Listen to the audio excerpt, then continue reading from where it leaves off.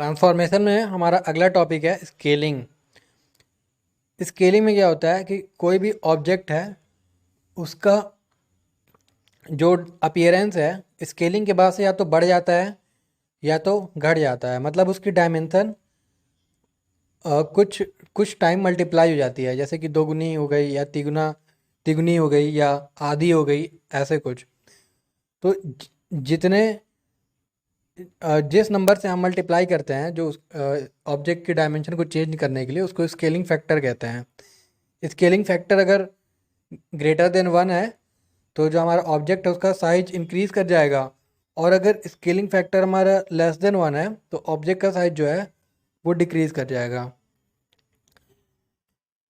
Scaling matrix ऐसे कुछ denote करते हैं, एस एक्स और एक्स वाई स्केलिंग फैक्टर है मेरा, और एक्स न्यू और वाई न्यू स्केलिंग के बाद के कोऑर्डिनेट हैं, और एक्स ओल्ड और वाई ओल्ड स्केलिंग के पहले कोऑर्डिनेट हैं। अब क्वेश्चन में एक स्क्वायर दिया हुआ है और उसके point A B C D दिए हुए हैं, और स्केलिंग पैरामीटर एक्स में 2 है और वाई में 3 है। तो इसको कैसे सॉल्व करेंगे? पहले हम पॉइंट लिख लेते हैं ए बी सी डी जो इसके पॉइंट हैं, और फिर स्केलिंग फैक्टर लिख लेते हैं 2,3। स्केलिंग मैट्रिक्स को सॉल्व करते हैं तो जो एक्स में नया पॉइंट मिलता है वो S X times of old point, और वाई में जो नया टाइम है वो S Y times of Y में जो ओल्ड ओल्ड कोऑर्डिनेट है। फिर हम ये मान लेते हैं कि ए पॉइंट जो है ए डैश हो गया है, बी पॉइंट बी डैश हो गया है, और सी पॉइंट सी डैश हो जाता है, और डी पॉइंट डी डैश हो जाता है स्केलिंग के बाद से। तो एक्स एन मेरा कितना होगा? एक्स में मेरा पॉइंट था 0 और स्केलिंग फैक्टर था 2, तो 2 इंटू 0 0, और वाई में मेरा पॉइंट था 3 और स्केलिंग वाई में स्केलिंग फैक्टर था 3, तो 3 3 जा 9, तो मेरा पॉइंट हो जाएगा 0,9। ये गलत हो गया है, 3 इंटू 2 लिख गया है, 3 इंटू 3 होगा और पॉइंट मेरा 0,9 होगा। तो इसी तरह से बी डैश और सी डैश और डी डैश के लिए हमको पॉइंट मिल जाएंगे। तो 4 नए पॉइंट हमको मिल गए स्केलिंग के बाद से। तो ये इमेज कुछ ऐसा बनेगा। अगला टॉपिक हमारा जूमिंग। देखिए, जूमिंग में क्या होता है कि ऑब्जेक्ट इनलार्ज हो जाता है। पहले की जो उसकी अपीयरेंस होती है पहले से अगर तुलना करें तो बड़ी बनती है, लेकिन इसमें क्या होता है कि इसका ऑब्जेक्ट का डायमेंशन नहीं चेंज होता है। जैसे कि अगर कोई 10x10 का स्क्वायर है हमको विंडो पे दिखाई दे रहा है, तो जूमिंग करने के बाद भी उसका जो साइज है वो 10x10 ही रहेगा। हाँ, हमको दिखने वो दिखेगा ज़रूर बड़ा, वो ज़्यादा स्पेस ऑक्यूपाई करेगा। तो ज़्यादा स्पेस कैसे ऑक्यूपाई कर रहा है कि जो नंबर ऑफ पिक्सल्स है, जो पहले ऑब्जेक्ट था, जो छोटा ऑब्जेक्ट था 10x10 का स्क्वायर था, वो पहले कम नंबर ऑफ पिक्सल को ऑक्यूपाई कर रहा था विंडो पे, लेकिन जूमिंग के बाद, जूम होने के बाद से वो सेम डायमेंशन है लेकिन ज़्यादा नंबर ऑफ पिक्सल ऑक्यूपाई कर रहा है। तो ये जूमिंग का एक मेन कैरेक्टरिस्टिक होता है कि सेम डायमेंशन में ज़्यादा नंबर ऑफ पिक्सल्स ऑक्यूपाई करता है, ऑब्जेक्ट ज़्यादा नंबर ऑफ पिक्सल ऑक्यूपाई करता है जूमिंग में। जैसे ये हमारा ट्रायंगल है, इसका अपर पोर्शन देखिए, इसको जूम करके राइट में देख सकते हैं हम। तो क्या हो रहा है कि जो अपर पोर्शन है उसका डायमेंशन नहीं चेंज हो रहा है, लेकिन जो पहले वो नंबर ऑफ पिक्सल ऑक्यूपाई कर रहा था उससे ज़्यादा नंबर ऑफ पिक्सल अब जूम करने के बाद से वो ऑक्यूपाई कर रहा है, जिससे हमको जो उसका अपर पोर्शन है वो क्लियरली दिख रहा है। अगला टॉपिक हमारा पैनिंग।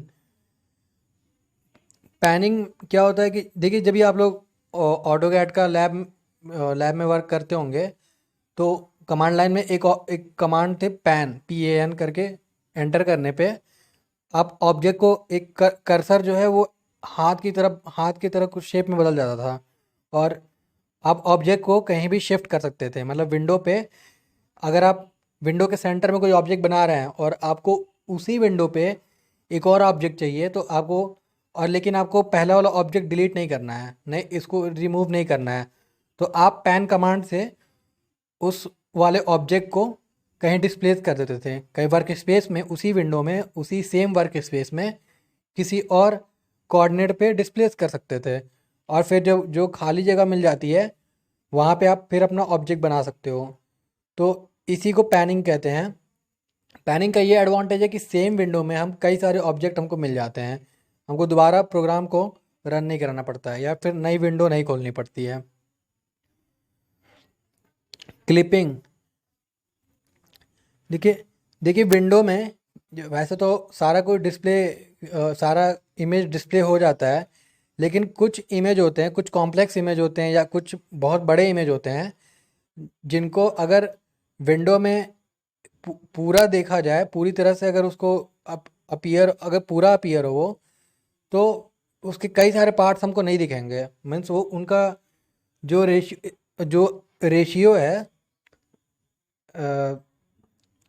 एस्पेक्ट रेशियो जो उनका है, जो अपीयरेंस है वो काफ़ी छोटा हो जाएगा। तो इसलिए हमको क्या करना पड़ता है कि उसको जूम करके देखना पड़ता है। तो जूम करने पे क्या होगा, एक सर्टेन एरिया पे हमारा फोकस रहेगा और उसको तो हम देख लेंगे, लेकिन जो उसके और सारे पार्ट है वो हमको नहीं दिखेंगे। तो जो पार्ट हमको विंडो में दिखाई देता है उसको हम कहते हैं, उसको जो पार्ट विजिबल होगा उसको हम क्लिप कहते हैं। ये एग्जांपल से समझते हैं। देखिए केस वन में क्या है कि एक हमको विंडो है, उसमें 3 लाइन है, तो वो उसको हम विजिबल लाइन कहेंगे। केस टू में देखिए जो विंडो है उससे बाहर भी 4 लाइनें हैं, लेकिन विंडो के एरिया में तो नहीं है, तो वो हमको नहीं दिखेंगी। फिर केस थ्री में देखिए जो लाइन है पार्शियली विंडो के एरिया में है और कुछ और partially out of the window है। तो जो विंडो के एरिया में है वो वाली लाइन डिस्प्ले होगी, लेकिन वो लाइन की एक्चुअल लेंथ नहीं है। एक्चुअल लेंथ तो हिडन है, क्योंकि पीछे भी लाइन का कुछ पार्ट है। तो जो पार्ट विंडो पे डिस्प्ले हो रहा है उसको क्लिप्ड लाइन कहेंगे। और फिर केस फोर में देखते हैं कि कुछ पार्शियल पार्ट भी अपीयर हो रहा है, कंप्लीट लाइन भी अपीयर हो रही है। तो ऐसे ऐसे व्यू को हम ऐसे लाइन को मिक्स लाइन कहेंगे। तो यही क्लिपिंग होती है। क्लिपिंग और क्लिपिंग हम बाउंड्री कंडीशन के थ्रू डिफाइन करते हैं, क्योंकि अगर बाउंड्री कंडीशन से डिफाइन नहीं करेंगे तो जो विंडो के आउटर स्पेस में जो लाइन है वो फिर उसको हम डिफाइन नहीं कर सकते हैं। तो विंडो के आउटसाइड भी जो हमारा ऑब्जेक्ट है वो एग्जिस्ट करता है, और जो अगर पार्शियल अपीयरेंस हो रहा है ऑब्जेक्ट का, तो जो पार्ट अपीयर होगा वो क्लिप कहलाएगा।